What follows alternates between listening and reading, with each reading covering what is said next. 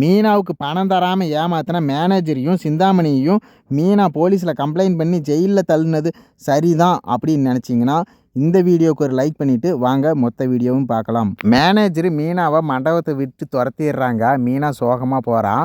மீனா கடன் வாங்கினாங்க இல்லையா, அந்த கடன்காரங்க மீனாவுக்கு ஃபோன் பண்ணி, மீனா என்ன எல்லா ஆர்டரும் முடிஞ்சிருச்சா, பணம் ஏன் இன்னும் கொண்டு வரல அப்படின்னு கேட்க, சார் இன்றைக்கி மண்டபத்தில் பணம் கொடுத்துருவாங்க சார், சாயங்காலம் கொண்டு வரேன் சார் அப்படின்னு மீனா சொல்ல, அதுக்கு வட்டிக்காரங்க இருந்துக்கிட்டு, மீனா என்ன பிரச்சனை, ஏன் இந்த மாதிரி நீ பண்ணிகிட்ருக்கிற, நீ சொன்ன டேட் என்ன, இன்றைக்கி சாயங்காலம் தரேன்னு சொல்கிற அப்படின்னு அவங்க அதட்ட மீனா எல்லாம் உண்மையும் சொல்லிடுறான். மீனாவுக்கு கடன் கொடுத்த வட்டிக்காரர் ரொம்ப நேர்மையானவர். சிந்தாமணியோட வீட்டுக்காரராக இருந்தாலுமே சிந்தாமணி ஒரு தப்பு பண்ணிட்டான்னா தண்டனை கொடுக்கக்கூடிய ஆள். அவர் மீனாவை கூட்டிகிட்டு நேராக மண்டபத்துக்கு போகிறாரு. அந்த மண்டபத்து மேனேஜரு சிந்தாமணியோட வீட்டுக்காரரை பார்த்தோன்னே உடனே பயந்துடுறான். சார் நீங்களா, எதுக்கு சார் இங்கே வந்தீங்க அப்படின்னு கேட்க, ஏப்பா இந்த மீனா இங்கே வேலை செஞ்சது உண்மையா பொய்யா? ஆமாம் சார் வேலை செஞ்சாங்க. நீங்கள் பணம் கொடுத்தீங்கன்னா இல்லையா?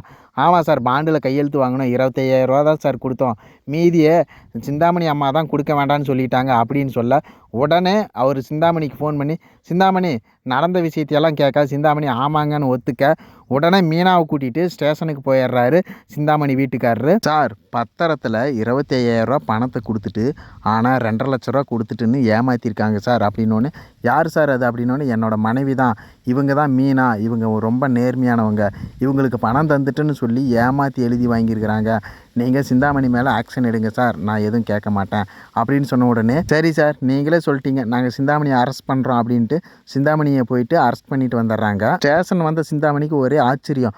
மீனாவும் சிந்தாமணி வீட்டுக்காரரும் அங்கே உட்காந்துருக்குறாங்க.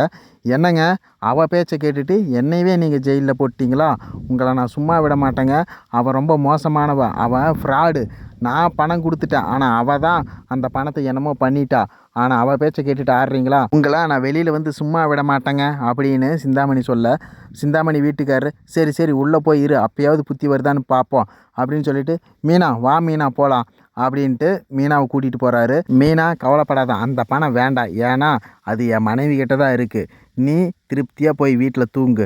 சரி முத்து என்ன பண்ணுறாரு அப்படின்னு உடனே, சார் அவர் டிரைவராக இருக்கார் சார், வெளிமாநிலத்தில் கார் ஓட்டிகிட்ருக்கிறாரு, ஒரு ஃபாரின் சவாரி வந்தது அதனால் அங்கே போயிருக்கார் சார் அப்படின்னு உடனே, சரிம்மா நீ சொன்னப்போ கூட நம்பலை, ஆனால் அவரும் ரொம்ப கஷ்டப்படுறவர் தான், உங்கள் மேலே எங்களுக்கு ரொம்ப மரியாதை இருக்குமா, நான் எப்பவுமே நல்லவங்களுக்கு மட்டும்தாம்மா உதவி பண்ணுவேன், இந்த மாதிரி ஃப்ராடு பண்ணாங்கன்னா எனக்கு பிடிக்கவே பிடிக்காதுமா, ஏன்னா நான் சின்ன வயசுலேருந்து ரொம்ப கஷ்டப்பட்டு இவ்வளோ சம்பாரித்து வச்சுருக்கேம்மா, அது ஏழைகளுக்கு மட்டும்தான் உதவணும் அப்படிங்கிற கொள்கையோடு வாழ்ந்துட்டுருக்கிறேன், சிந்தாமணி இவ்வளோ மோசமானவன்னு எனக்கு தெரியவே தெரியாதும்மா, சாரிம்மா அப்படின்னு மீனா கிட்ட சிந்தாமணி வீட்டுக்காரர் சாரி கேட்குறாரு. மீனா ஸ்டேஷனில் நடந்த விஷயமெல்லாம் முத்துக்கிட்டையும் அம்மாக்கிட்டையும் சொல்ல 2 பேரும் சந்தோஷப்படுறாங்க. முத்து வெளிமாநிலத்திலேருந்து வீட்டுக்கு வந்துடுறாங்க. விஜயா இதை ஒட்டி கேட்டுட்டு சிந்தாமணியை பார்க்க ஸ்டேஷனில் போயிடுறா.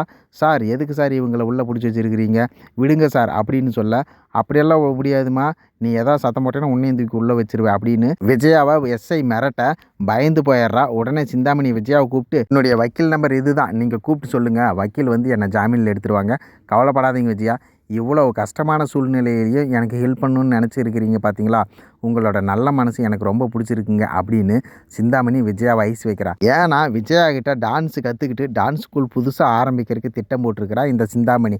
அது தெரியாமல் விஜயா சிந்தாமணிக்கு ஹெல்ப் பண்ணிகிட்ருக்கிறான். இதெல்லாம் எங்கே போய் முடிய போகுதோ தெரியல, ஆனால் விஜயாவுக்கு கண்டிப்பாக ஒரு பெரிய ஆப்பு இருக்குதுங்க.